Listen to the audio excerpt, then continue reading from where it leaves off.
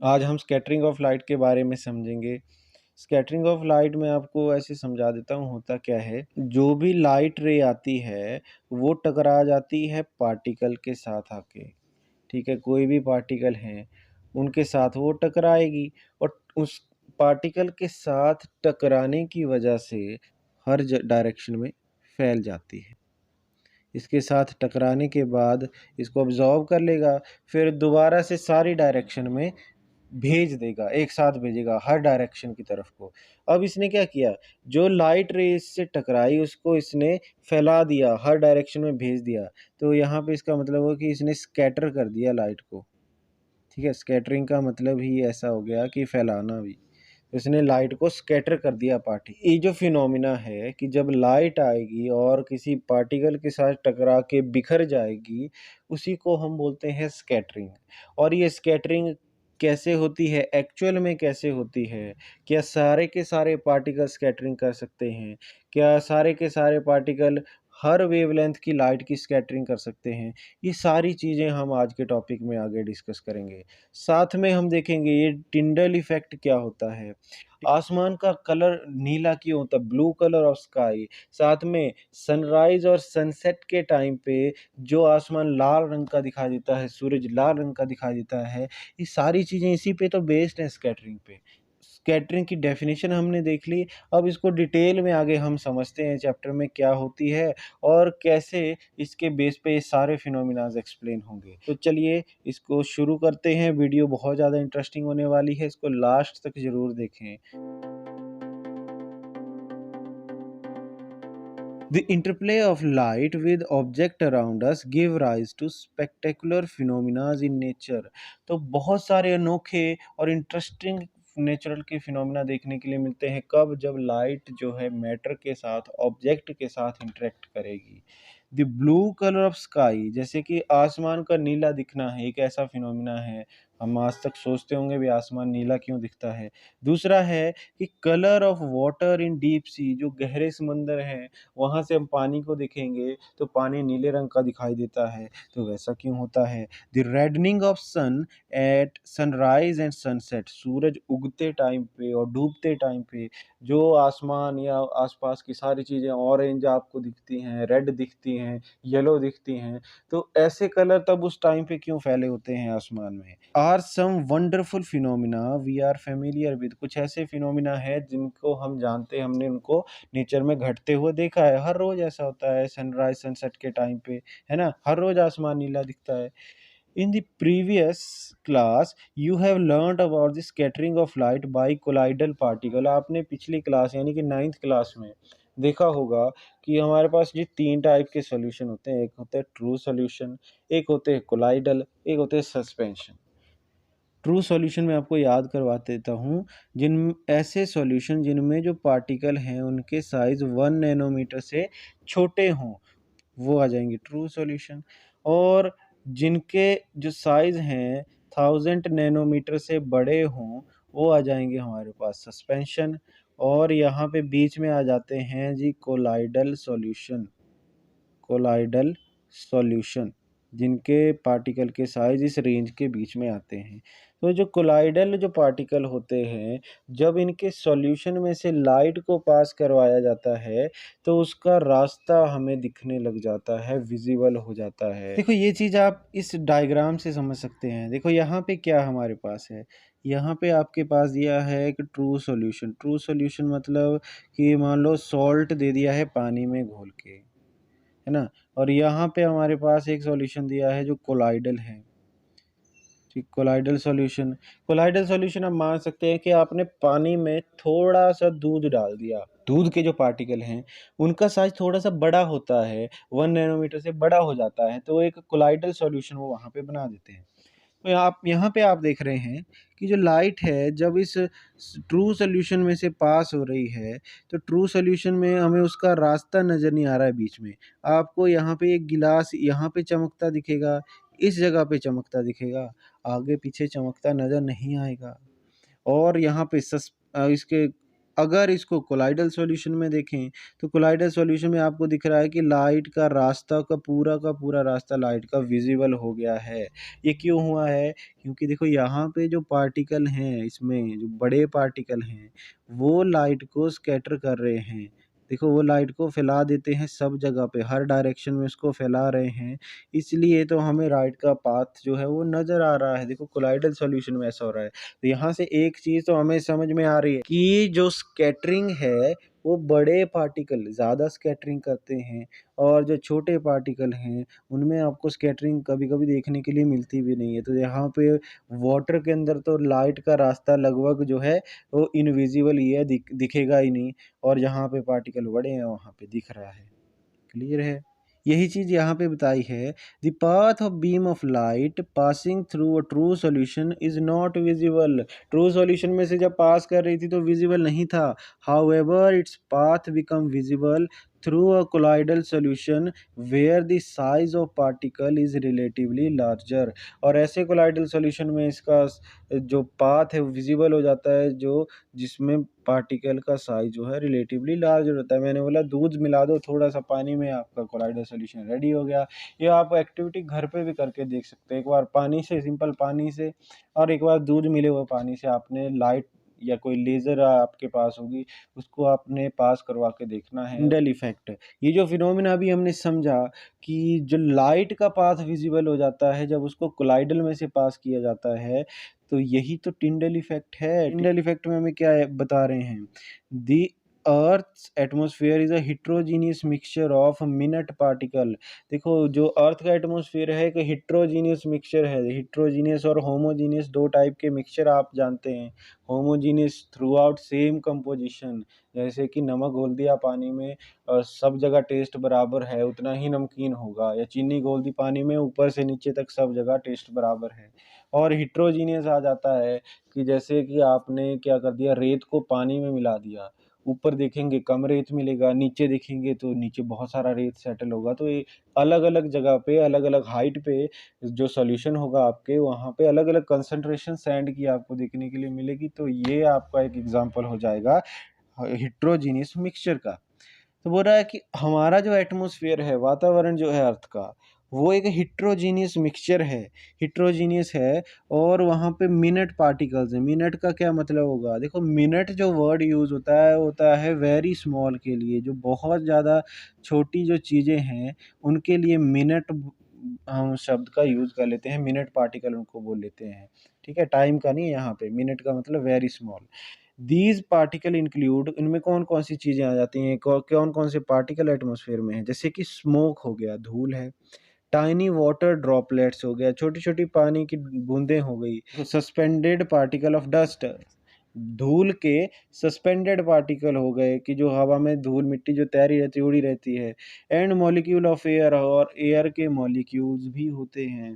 तो ये देखो सारी चीज़ें हमें हमारे एटमॉस्फेयर में देखने के लिए मिलेगी। इनका एक हेटेरोजीनियस मिक्सचर होगा, कहीं पे किसी की कंपोजिशन ज़्यादा होगी, कहीं पे किसी की कंपोजिशन ज़्यादा होगी। When a beam of light strikes such particles, the path of beam of light become visible। जैसे ही लाइट ऐसे पार्टिकल के साथ टकराएगी उसका रास्ता विजिबल हो जाएगा, वो दिखने लग जाएगा रास्ता। The light reaches us after being reflected diffusively by these particle। हमारी आंखों पे लाइट पहुंचती है ऐसे पार्टिकल के साथ टकराने के बाद, जब उसको स्कैटर कर देते हैं उसके बाद हमारी आंखों तक पहुंचती है, और जिसकी वजह से लाइट का रास्ता जो है, पाथ जो है वो विजिबल हो जाता है। तो the phenomena of scattering of light by colloidal particle give rise to Tyndall effect which you have studied in class 9th। तो क्लास 9th में आपने टिंडल इफेक्ट पढ़ा था, तो वही तो यहाँ पे देखने के लिए मिल रहा है। ये कोलाइडल पार्टिकल उसको स्कैटर करके उसका रास्ता ही तो हमें बता दे रहे हैं। This phenomena is seen when a fine beam of sunlight enter a smoke filled room through a small hole, thus scattering of light make the particles visible। देखो आपने देखा होगा कि किसी छोटे होल से जब लाइट जो है अंदर आ जाती है किसी कमरे में, वैसे तो हमें लाइट का पाथ नज़र नहीं आएगा, पर जब इस कमरे में स्मोक होगा या यहाँ पे डस्ट पार्टिकल उड़ रहे होंगे, तो वो डस्ट पार्टिकल जैसे ही यहाँ पे जाएँगे, तो ये जो पाथ है लाइट का हमें विज़िबल होने लग जाएगा, हमें दिखने लग जाएगा। ऐसे ही पाथ नहीं दिखेगा, ऐसे आपको एक होल वहाँ पे चमकता दिखेगा, एक बिल्कुल यहाँ एंड पे चमकता दिखेगा, बीच में कुछ नज़र नहीं आएगा। पर अगर वहाँ पे स्मोक होगी या डस्ट होगा, तो तब आपको पूरा का पूरा पाथ विजिबल हो जाता है। यही तो टिंडल इफेक्ट है। Tyndall effect can also be observed when sunlight passes through canopy of a dense forest। तो जब एक डेंस फॉरेस्ट से लाइट क्रॉस करके जाती है तब भी तो हमें ऐसा ही एक नज़ारा देखने के लिए मिलता है। इस पिक्चर से आप ये सारी चीज़ें समझ सकते हैं। ये है एक फॉरेस्ट का एक पिक्चर है और ये फॉरेस्ट का कैनोपी है। कैनोपी बोलते हैं कि जो छत जैसा होता है। तो फॉरेस्ट का जो छत है वो बना होता है ऐसे बहुत सारे पत्तों से बना होता है, पेड़ों के पत्तों से बना होता है। तो जो छत उन पत्तों के बीच में बहुत सारी खाली जगह होती है, तो वहाँ से लाइट ऐसे आ जाती है कभी, और उसका रास्ता आपको ऐसे विजिबल हो रहा है। जो फॉरेस्ट में मॉइस्चर है उसकी वजह से इनका रास्ता आप जो है क्लियरली देख पा रहे हैं भाई। The color of the scattered light depend upon the size of scattering particle। देखो बहुत ज़्यादा इंपॉर्टेंट ये चीज़ है आपको। स्कैटर करने वाले पार्टिकल के साइज पे लाइट का कलर डिपेंड करेगा कौन सी स्कैटर होगी। एग्जाम्पल के लिए यहाँ पे बताया हुआ है, देखो very fine particle scatter mainly blue light. जो बहुत छोटे पार्टिकल होते हैं वो जिनका साइज लगभग 1 नैनोमीटर के आसपास होता है, बड़ा होता है थोड़ा सा, वो सिर्फ जो स्मॉल वेवलेंथ की लाइट है उसी को स्कैटर कर पाते हैं, ठीक है। और जो बड़े पार्टिकल होते हैं, लार्ज पार्टिकल होते हैं, वो स्कैटर कर पाते हैं लॉन्ग वेवलेंथ की लाइट को। तो ये आपको याद होगा कि कौन सी लाइट की वेवलेंथ कम होती है, कौन सी ज़्यादा होती है। विव ग्योर में आपको याद करो, देखो विव ग्योर में याद करो, जो ऊपर रेड है उसकी वेवलेंथ है हाईएस्ट, तो नीचे की तरफ को वेवलेंथ डिक्रीज करती है। तो ये जो रीज़न है ब्लू का, जो रीज़न है ब्लू लाइट का, जो रीज़न है ये शॉर्टर वेवलेंथ है या छोटी वेवलेंथ वाली लाइट है। और ये जो रेड वाली वेवलेंथ है, रेड ऑरेंज येलो हो गया, ये लॉन्ग लार्ज बड़ी वेवलेंथ इनकी होती है। तो देखो छोटे पार्टिकल किसको स्कैटर करेंगे, ब्लू लाइट को, और जो बड़े पार्टिकल हैं वो तो सभी को कर देंगे, ऊपर से नीचे सारी लाइट्स को वो स्कैटर कर देते हैं, ठीक है। If the size of scattering particle is large enough, बहुत ज़्यादा बड़ा है, देन दिस स्कैटर लाइट में अपीयर वाइट। तो सारी ही लाइट को अगर वो स्कैटर कर देंगे तो साथ के साथ कलर जब साथ में आते हैं तो वाइट ही हमें दिखता है। नेक्स्ट जो टॉपिक हमें समझा रहा है वो है why the colour of sky is blue. आसमान का कलर नीला क्यों है। The molecule of air and other fine particle in atmosphere have size smaller than the wavelength of visible light। जो हवा में एटमॉस्फेयर में जो भी पार्टिकल होते हैं उनके साइज बहुत छोटे होते हैं, जो कि जो विजिबल लाइट है उसकी वेवलेंथ से जनरली कम होते हैं। These are more effective in scattering light of shorter wavelength at the blue end। तो ये जो ब्लू एंड है उसकी तरफ की लाइट को स्कैटर कर सकते हैं और उस लाइट को ज़्यादा स्कैटर कर सकते हैं जिसकी वेवलेंथ स्मॉल हो। तो देखो हमने देखा है विव ग्योर, दोबारा से विव ग्योर इस तरह से याद करते हैं 7 कलर को increasing order of their wavelength. तो ऊपर की तरफ वेवलेंथ ज़्यादा है, नीचे की तरफ वेवलेंथ कम है। तो जो ये हमारा रीज़न है, देखो यहाँ पे वॉयलेट इंडिगो ब्लू है, इसको ब्लू रीजन बोलते हैं या शॉर्ट वेवलेंथ बोलते हैं, शॉर्ट वेवलेंथ वाली लाइन्स हैं। तो ये पहले स्कैटर हो जाती हैं एटमॉस्फेयर में, और यहाँ पे ऊपर वाली ये लॉन्ग वेवलेंथ है, ये वाली लाइट जो है स्कैटर नहीं हो पाती। तो ये बता रहे हैं जो छोटे पार्टिकल हैं ये सिर्फ ब्लू एंड वाले लाइट्स को ही स्कैटर कर पाते हैं। Then the light of longer wavelength at the red end, देखो ऊपर वाला जो एंड है वो रेड कलर उधर ज़्यादा है तो रेड एंड उसको बोलते हैं। तो उस तरफ वाली लाइट को वो स्कैटर नहीं कर पाएंगे, शॉर्टर वेवलेंथ वाली लाइट को ही स्कैटर कर पाएंगे। The red light has wavelength about 1.8 time greater than the blue light. जो लाल कलर की जो वेवलेंथ होती है 1.8 टाइम्स ज़्यादा होती है ब्लू कलर की वेवलेंथ के कंपैरिजन में। Thus, when sunlight passes through the atmosphere, the fine particle in air scatter the blue color shorter wavelength more strongly than the red. जैसे ही लाइट हमारे एटमॉस्फेयर में एंटर करती है तो उसकी स्कैटरिंग स्टार्ट हो जाएगी छोटे छोटे पार्टिकल की वजह से। अब जब लाइट एंटर करेगी तो उसमें तो सारे के सारे कलर होंगे, रेड से लेके ब्लू तक के सारे कलर। पर जो ब्लू कलर है वो छोटे पार्टिकल की वजह से स्कैटर होता रहेगा रास्ते में। तो धीरे धीरे देखो जितने बार वो आगे बढ़ेगा वो टकरा के स्कैटर होता जाएगा। रेड कलर बिना स्कैटर हुए वो निकल जाएगा, वो क्रॉस कर जाएगा आगे, और पीछे जो ब्लू रीजन है वो सारा ही स्कैटर हो जाएगा। The scattered blue light enter our eye. ये स्कैटर ब्लू लाइट ही हमारी आंखों पे गिरती है आके, क्योंकि अब देखो ब्लू कलर ही स्कैटर हो रहा है, ब्लू कलर ही हमारी आंखों में आ रहा है स्कैटर होके, तो हमें आसमान जो है ब्लू दिखाई देता है। If the earth had no atmosphere there would not have been any scattering. अगर अर्थ का कोई एटमॉस्फेयर ही नहीं होता तो वहाँ पे कोई पार्टिकल नहीं होते जिनके साथ लाइट टकराती और टकरा के स्कैटर होती, तो वहाँ पे स्कैटरिंग देखने के लिए नहीं मिलती हमें। Then the sky would have looked dark. और उस केस में हमें स्काई कैसा नज़र आता, तो स्काई हमें डार्क नज़र आता, बिल्कुल काला नज़र आता। हाइट पे जो प्लेन में पैसेंजर बैठे होते हैं तो उनको जो स्काई है वो डार्क दिखाई देता है। या फिर एस्ट्रोनॉट की बात करें जो स्पेस में रहते हैं, स्पेस स्टेशन में किसी पे रह रहे हैं, स्पेस स्टेशन के आसपास एटमॉस्फेयर नहीं होगा लाइट को स्कैटर करने के लिए, तो इसलिए उनको जो स्काई है वो डार्क दिखाई देता है। कोई दूसरे जैसे मून पे कोई जाता है तो मून के पास भी एटमॉस्फेयर नहीं है, तो वहाँ भी स्काई जो है डार्क कलर का दिखाई देता है। As scattering is not prominent in such height, क्योंकि ऊपर जो है स्कैटरिंग नहीं होती। स्काई के ब्लू दिखने का क्या रीज़न है कि वहाँ पे हो रही है स्कैटरिंग। जो गैसियस पार्टिकल प्रेजेंट है एटमॉस्फेयर में वो लाइट को ब्लू कलर को ज़्यादा स्कैटर कर रहे हैं, इसलिए हमें स्काई ब्लू ही नज़र आ रहा है। देखो बादल आपको वाइट दिख जाते हैं, ठीक है, बादलों के टाइम पे क्या होता है, वो है बड़े पार्टिकल, और बड़े पार्टिकल वो स्कैटर करते हैं सारी लाइट्स को, तो वो सारे के सारे कलर को जब साथ में स्कैटर करेंगे, अभी तो हमने पढ़ा कि जो बड़े पार्टिकल हैं क्योंकि वो सारी लाइट्स को स्कैटर कर पाते हैं इसलिए हमें वाइट दिखते हैं। रेड कलर बिना स्कैटर हुए बहुत आगे तक चला जाता है, तो इसका भी हम यूज़ करते हैं। इसका हम कहाँ पे यूज़ करते हैं, आप देखो आगे पढ़ेंगे। You might have observe that the danger signal lights are red in colour, कि जब भी डेंजर का सिग्नल देना होता है हमें या रुकने का सिग्नल देना होता है तो हम लाल रंग का यूज़ करते हैं, या लाल रंग को ही डेंजर का साइन हम मान लेते हैं। भाई जहाँ भी लाल दिख गया वहाँ पे खतरा है, भाई अब नहीं जाना है आगे।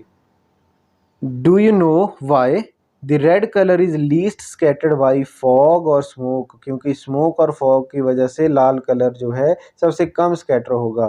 Therefore it can be seen in same colour at a distance, तो बहुत दूर तक देखा जा सकेगा, इसलिए डेंजर सिग्नल के लिए रेड कलर का यूज़ किया जाएगा। देखो बच्चों नेक्स्ट जो टॉपिक हमारे पास है वो है colour of sun at sunrise and sunset. Sunrise और सनसेट के टाइम पे जो आसमान का और सूरज का जो कलर है वो रेड क्यों होता है वो इसमें आपको एक्सप्लेन किया जाएगा। Have you seen the sky and the sun at sunset और सनराइज। सनसेट और सनराइज के टाइम पे आपने आसमान को देखा होगा, बिल्कुल आपको रेड कलर का वो अपीयर होता है। Have you wondered as to why the sun and the surrounding of the sky appear red? क्या आपने कभी सोचा कि वो लाल रंग का क्यों दिखता है? Let us do an activity to understand the blue color of sky and reddish appearance of sun. जो आसमान का नीला रंग है को ज़्यादा अंडरस्टैंड करने के लिए एक एक्टिविटी हमें बता रहे हैं, और इसी एक्टिविटी की हेल्प से हमें ये भी पता लग जाएगा कि जो सनराइज और सनसेट के टाइम पे जो आसमान का कलर लाल क्यों हो जाता है नीले के बजाय। चलो देखते हैं activity 11.3। Place a strong source S, एक आपने स्ट्रॉन्ग सोर्स एस रख देना है वाइट लाइट का at focus of a converging lens L1। This lens provide a parallel beam of light, इस लेंस से एक पैरेलल बीम ऑफ लाइट हमें मिलेगी। दूसरा बता रहे हैं कि allow the light beam to pass through a transparent glass tank containing clean water. और यही जो लाइट है इसको आगे एक ट्रांसपेरेंट टैंक से पास होने दें जिसमें क्लीन वाटर पड़ा हुआ है। और फिर बाद में क्या करेंगे, allow the beam of light to pass through a circular hole सी, एक सर्कुलर होल से इसको पास होने दें जो एक कार्डबोर्ड पे बनाया हुआ है। And obtain a sharp image of circular hole on a screen using a second converging lens L2। और एक दूसरे लेंस का यूज़ करके किसी स्क्रीन पे एक शार्प इमेज उस होल की बनाएं या पढ़ने दें। तो देखो कैसे आपने किया, इसका सेटअप क्या है। यहाँ पे आप देखेंगे जैसे उन्होंने बोला कि एक हम कन्वर्जिंग हमने लेंस ले लिया, तो ये कन्वर्जिंग लेंस कौन सा होता है, कन्वेक्स लेंस ले लिया एक, ठीक है, उसको बोल दिया L1। L1 के फोकस पे मान लो अगर 15 सेंटीमीटर उसकी फोकल लेंथ थी तो 15 सेंटीमीटर दूर हमने यहाँ पे एक लाइट का एक सोर्स रखा, कोई टॉर्च रख दी मान लो, वाइट लाइट जिससे निकल रही है। अब इससे जो लाइट है देखो, फोकस से जब भी लाइट लेंस पे पड़ती है, फोकस से जब भी वो आती है तो वो रिफ्रैक्ट होने के बाद बिल्कुल पैरेलल चली जाती है। तो पैरेलल बीम्स ऑफ लाइट इससे हमें मिले, तभी हमने क्या किया, ऐसे एक लेंस का यूज़ किया। पर अगर आपके पास कोई ऐसा सोर्स है जिससे already parallel beam of light आ रही है तो आपको इसकी ज़रूरत नहीं है, ठीक है। अब दूसरा, फिर जो लाइट यहाँ से निकली पैरेलल बीम, उसको आपने एक टैंक से जिसमें क्लियर वाटर भरा हुआ है, एक उस टैंक से इसको पास करवाया। और उस टैंक से जब वो निकल रही थी तो उसके रास्ते में रख दिया एक कार्डबोर्ड जिसमें एक छोटा सा होल है जिसके थ्रू कुछ ही लाइट बाहर जा सकती है, सारी बाकी रुक जाएगी इधर ही, थोड़ा सा ही जाएगा बाहर लाइट का हिस्सा। तो यहाँ इस होल के थ्रू जो लाइट जा रही थी उसको एक और लेंस की हेल्प से इन्होंने कन्वर्ज किया एक स्क्रीन पे। तो यहाँ पे MN एक स्क्रीन हमारे पास है, इस स्क्रीन पे इसने क्या किया, इस होल की इमेज यहाँ पे हमें बना के दी, क्लियर इमेज बना के दी, ठीक है, बन गई क्लियर इमेज। अभी आपको क्या दिख रहा होगा, तो अभी अगर आप देखेंगे तो आपको बिल्कुल, क्योंकि यहाँ पे वाटर है तो वाटर तो होता है ट्रू सॉल्यूशन, कोई स्कैटरिंग देखने के लिए नहीं मिलेगी, ना लाइट का पाथ आपको नज़र आएगा, आपको पानी भी कलरलेस नज़र आएगा और यहाँ भी आपको वाइट कलर ही दिखेगा बिल्कुल एंड में जाके, ठीक है। अब दूसरा, अब एक स्टेप और अभी बचा है जो अभी हमने पढ़ा नहीं है। देखो, dissolve about 200 gram of sodium thiosulphate, बोल रहे 200 ग्राम सोडियम थायोसल्फेट इस 2 लीटर पानी वाले टैंक में डाल देंगे। 2 लीटर पानी में डाल दिया हमने, साथ में डाल दी 1-2 ml of concentrated sulphuric acid और 1-2 ml कंसनट्रेटेड सल्फ्यूरिक एसिड साथ में डाल दी। यहाँ पे क्या होगा, एक रिएक्शन होगी जिसकी वजह से सल्फर के पार्टिकल जो है वो प्रेसिपिटेट आउट होने लग जाएंगे। अब 2 से 3 मिनट में आपको सल्फर के पार्टिकल बहुत सारे टैंक में दिखने लग जाएंगे। अब ये सल्फर पार्टिकल क्या करेंगे, as the sulphur particle begin to form, जैसे ये बनने लगेंगे, you can observe the blue light from 3 side of glass tank. तो ग्लास टैंक के 3 साइड से हम देखेंगे, तब 3 साइड कैसी होंगी इसकी, ये मान लो इस तरह का ये टैंक हमारे पास है, एक क्यूबॉइड की शेप का। तो यहाँ से आप देखेंगे, इस साइड से देखेंगे या इस वाली साइड से देखेंगे तो आपको पानी का जो रंग है वो नीला दिखना स्टार्ट हो जाएगा, ब्लू कलर दिखना स्टार्ट हो जाएगा। क्यों, क्योंकि ये जो सल्फर के पार्टिकल बन गए, इन्होंने बना दिया एक कोलाइडल सॉल्यूशन, और इनका जो कोलाइडल सॉल्यूशन है वो ब्लू कलर की लाइट को स्कैटर करने लग गया। ब्लू, नीले रंग को अगर वो स्कैटर कर रहा है, अब पानी का कलर है नीला हमें दिखने लग जाएगा। Observe the colour of transmitted light from the fourth side, तो चौथी साइड से जो लाइट बाहर निकल जाएगी और इस स्क्रीन पे पड़ेगी उसका रंग आप देखो। It is interesting to observe that first orange red color and then bright crimson red color on the screen, पहले आपको ऑरेंज कलर दिखेगा और वो बाद में ब्राइट रेड में कन्वर्ट हो जाएगा स्क्रीन पे। तो यहाँ पे ये आपको दिख रहा है, देखो ये एक्टिविटी पूरी तरह से आपको एक्सप्लेन कर रही है कि क्या हो रहा है, कि यहाँ पे जो भी सल्फर था, सल्फर ब्लू कलर को क्या कर रहा है, स्कैटर कर रहा है। वाइट लाइट में 7 कलर होंगे तो ब्लू रीजन के अगर उसने सारे कलर स्कैटर कर दिए, सारे कलर पीछे ही स्कैटर होने की वजह से ख़त्म हो गए, आगे कौन सा कलर जा पाया, आगे जा पाया जो स्कैटर नहीं हुआ। तो यहाँ से अगर निकले थे 7 रंग, ब्लू रीजन सारा रह गया, तो जो रेड कलर यहाँ से निकला था वो आगे क्रॉस करके चला गया। तो यहाँ पे लास्ट में जो कलर पहुँचा वही हमें दिख रहा है। लास्ट में कौन सा कलर पहुँच रहा है? Red. This activity demonstrates the scattering of light that help you to understand the bluish color of sky।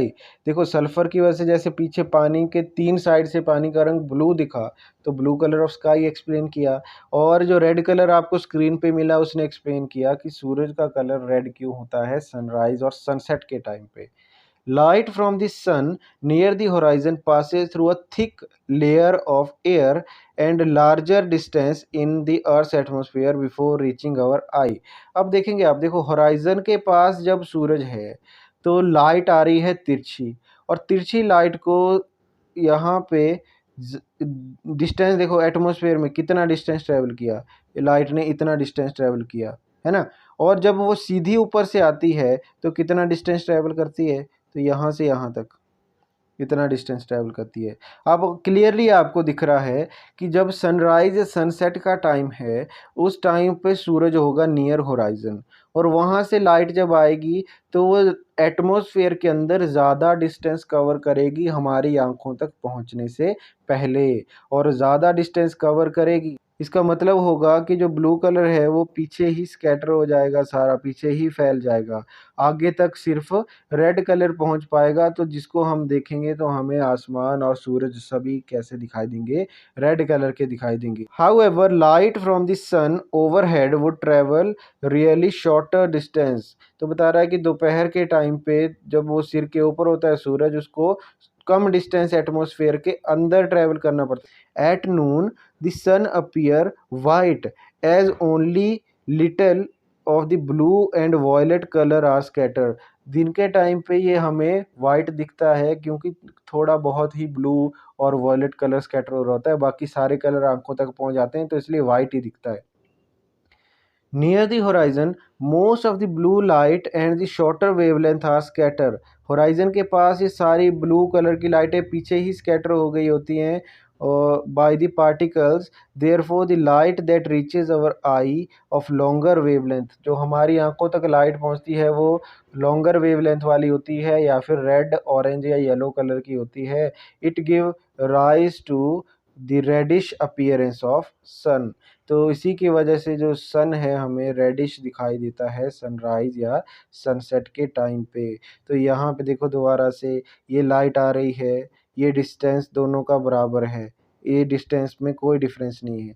इसके बाद की कहानी है सारी, यहाँ से लेके यहाँ तक और यहाँ से लेके यहाँ तक आपको क्लियरली दिख रहा है कि कहाँ पे इसको ज़्यादा डिस्टेंस ट्रैवल करना पड़ रहा है। जहाँ पे ज़्यादा डिस्टेंस ट्रैवल करना पड़ रहा है वहाँ पे ब्लू कलर स्कैटर हो रहा है। तो ये ऐसे मैं बना रहा हूँ, इसका मतलब स्कैटर हो गया ब्लू कलर। और आगे कौन सा कलर गया? आगे कलर गया सिर्फ रेड कलर। तो हमारी आंखों पे पहुंचा कौन सा? Red colour. हमें कैसे दिख रही है? सूरज रेड कलर का दिख रहा है। और यहाँ से कम सारी लाइट आ गई, ब्लू भी आ गई, रेड भी आ गई, थोड़ा सा ब्लू हो भी गया होगा स्कैटर पर, मैक्सिमम पहुंच गया आंखों तक। तो यहाँ पे वाइट दिख रहा है हमें सूरज। तो आपने अच्छे से समझ लिया स्कैटरिंग ऑफ लाइट क्या होती है, टिंडल इफेक्ट क्या होता है, स्काई ब्लू क्यों दिखता है, एस्ट्रोनॉट को कैसा दिखता होगा स्काई, है ना। और जो अपीयरेंस है, रेडिश अपीयरेंस है सन की सनराइज और सनसेट के टाइम पे। तो ये था हमारा chapter the human I and the colourful world. Thanks for watching. आपको हमारी वीडियो कैसी लगी हमें कमेंट बॉक्स में लिख के ज़रूर बताएं। इस वीडियो को लाइक करें, शेयर करें, और अभी तक अगर आपने हमारे चैनल को सब्सक्राइब नहीं किया है तो सब्सक्राइब करें। And don't forget to watch our other videos, link is in description.